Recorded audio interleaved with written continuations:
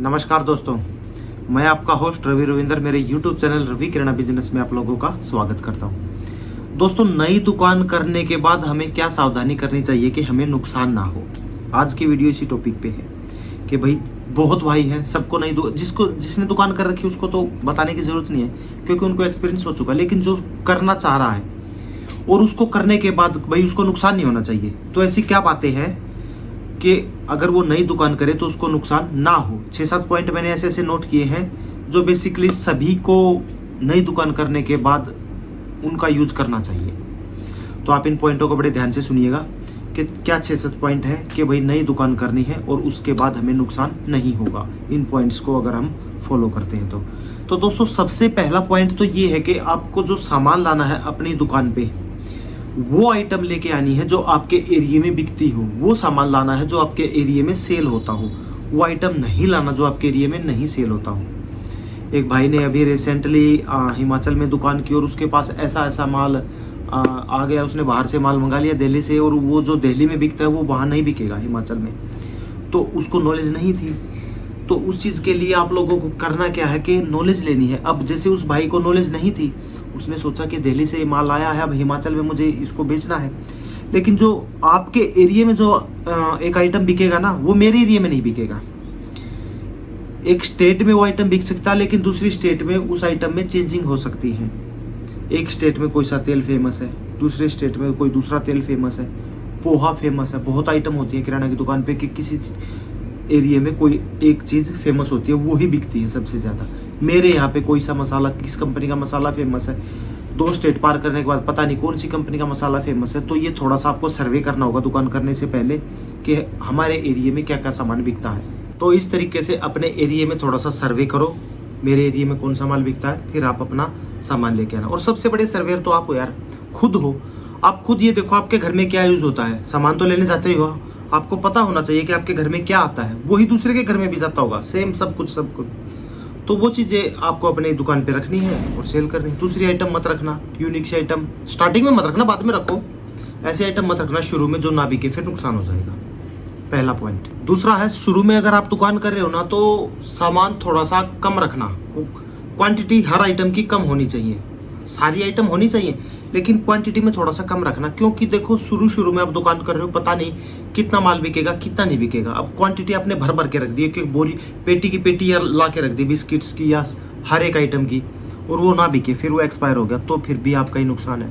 अब ठीक है, कंपनी वापस ले लेगी, लेकिन सारा कंपनी भी नहीं लेती, कुछ % ले लेती है। और कोई आइटम ऐसी होती है कि उसकी वापसी नहीं है, हालांकि ब्रांडेड है लेकिन उनकी भी वापसी नहीं है, लेकिन फिर भी क्यों नुकसान कराया अपना। तो जो माल एक्सपायर होगा वो आपका नुकसान होगा। शुरू में हम क्या होता है कि चाव में ना दुकान को पूरा भर लेते हैं कि भाई दुकान करनी है, पेटियाँ की पेटियाँ ला लेके आ जाते हैं उठा के, 2-2 3-3 पेटियाँ रख दे भाई। अब शुरू में वो दुकान अगर 1% मान के चलोगे, थोड़े से टफ एरिया में कर लिया, अपने कंपटीशन है वहाँ पे ना चली तो, अगर नहीं चली तो फिर आपका माल जो कुछ आधा माल भी बच गया ना तो आपका बहुत बड़ा नुकसान हो जाएगा। तो शुरू में क्वांटिटी कम रखो, आइटम सारी रखो, ये चीज़ करना है आप लोगों को। शुरू की बात कर रहा हूँ, फिर धीरे धीरे आपको नॉलेज हो जाएगा कि कौन सी आइटम ज़्यादा बिकेगी और कौन सी कम बिकेगी। जो कम बिक रही है वो कम लेना, ज़्यादा बिक रही है उसको ज़्यादा क्वांटिटी में भर के रख लो, बस सिंपल है।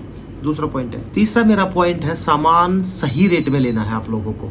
सही रेट में लेने से भी आपका नुकसान होने से बच सकता है।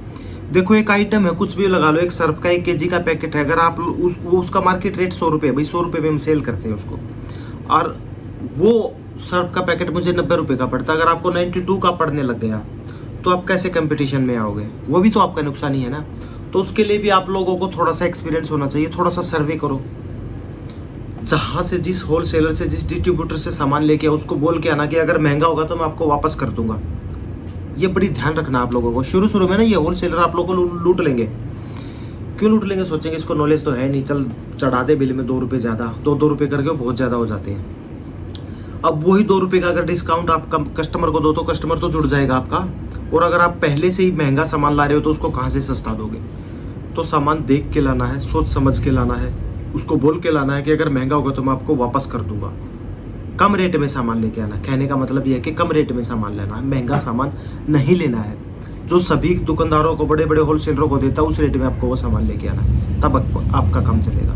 चौथा पॉइंट बताऊं मैं नुकसान से बचने के लिए। शुरू शुरू में हम दुकान करते हैं, देखो अब शुरू शुरू में हमें पता होता नहीं है, कुछ आइटम ऐसी होती हैं जो बहुत जल्दी खराब हो जाती हैं। जैसे मैंने अभी एक पॉइंट बताया दूसरे पॉइंट में कि भाई ऐसा कम माल रखना, खराब ना हो जाए। लेकिन कुछ आइटम ऐसी भी होती हैं जो बहुत जल्दी 20 दिन में भी खराब हो जाती हैं। लूज में सूजी होती है, मैदा होता है, 20 दिन के बाद खराब हो जाता है।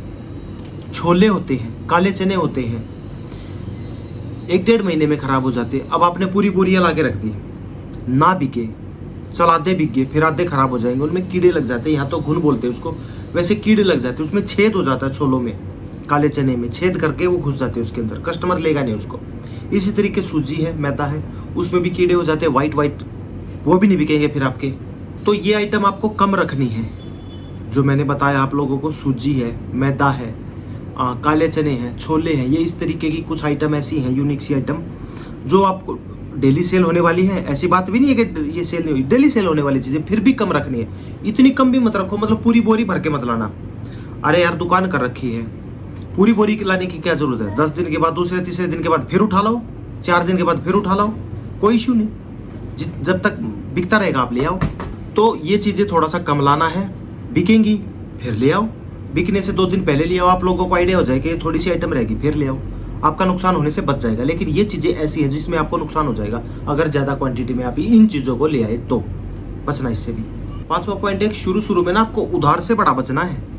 नई दुकान करते हैं ना, चाव में ना, ओ भाई बहुत सारे बंदे आ गए यार मेरी दुकान पे, अरे भाई यार कल दे देंगे पैसे, परसों दे देंगे, इस तरीके से कोई बात नहीं, मेरा माल बिक तो रहा है, देने दे।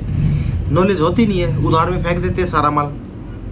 20% भी उधार मर गई तो समझ लो नुकसान में गए, क्योंकि इतना मार्जिन है नहीं। किराना की दुकान में इतना मार्जिन मान के मत चलना कि जितना आप सोच रहे हो। हाँ ठीक है, अगर आपका गल्ला अच्छा है, रोज की 30-40 हज़ार रुपए की सेल है तो बढ़िया काम है, वरना इतना मार्जिन नहीं है। कम से कम अगर कॉलोनी में भी बैठे हो ना, 10,000 रुपए की आपकी सेल होनी चाहिए, तब आपका काम अच्छा है। और उधार आ गई, उसमें से मान के चलना कि आप भाई उधार फंस गई, 20% भी उधार फंस गई, फिर क्या करोगे?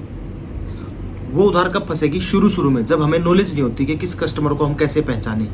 आपको तो पता होना चाहिए कि आप अगर मार्केट में, मेन मार्केट में दुकान की है तो वहाँ पे उधार की टेंशन नहीं है, बहुत कम होगी, क्योंकि अननोन कस्टमर आएंगे, आपको जानते नहीं, वो आपको नहीं जानता।